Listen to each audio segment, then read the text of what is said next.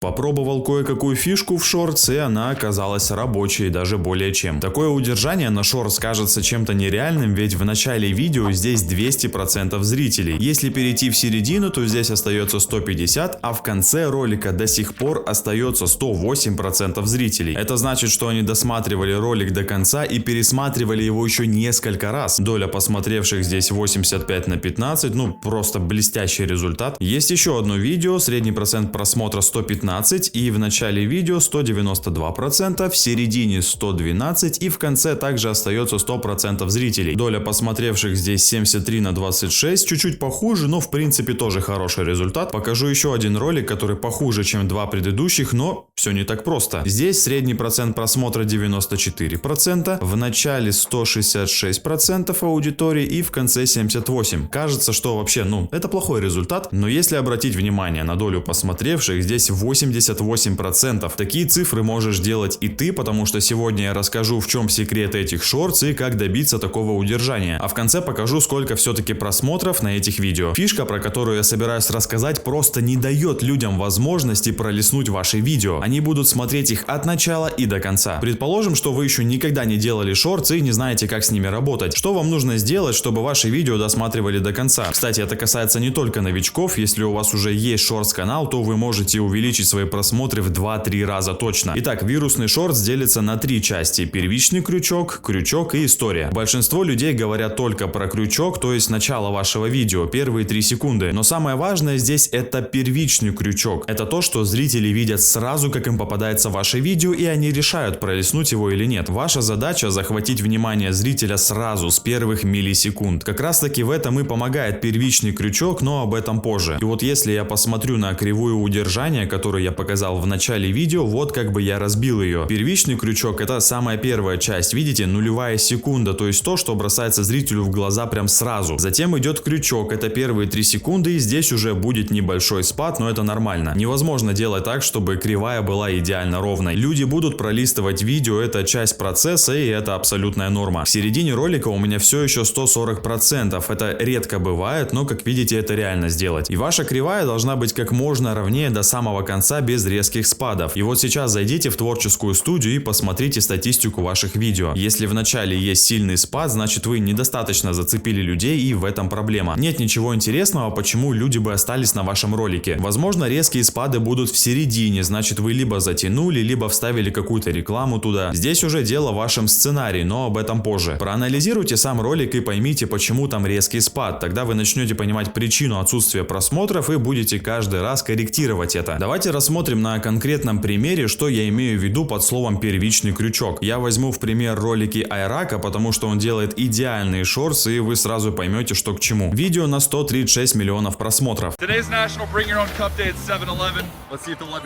В самом начале он держит какой-то огромный стакан в руках. Это и есть первичный крючок. Он мог и не вставлять этот кадр, но он сделал это специально. Ваши взгляды сразу остановятся на этом видео, потому что это необычная вещь. Вы постоянно прокручиваете десятки, а то и сотни видео в ленте и видите одно и то же, а здесь что-то необычное, и конечно вы сразу остановитесь. И этот момент длится буквально секунду, но внимание уже привлечено, а значит дело сделано. И вы должны показывать самую важную, самую привлекательную часть видео именно в этом моменте. И если вы посмотрите канал Айрака, то поймете, что он делает это почти в каждом видео. Первый кадр, первый пиксель содержит что-то важное, шокирующее, смешное и так далее. Давайте посмотрим еще один пример. 180 миллионов просмотров, самый популярный шортс на его канале.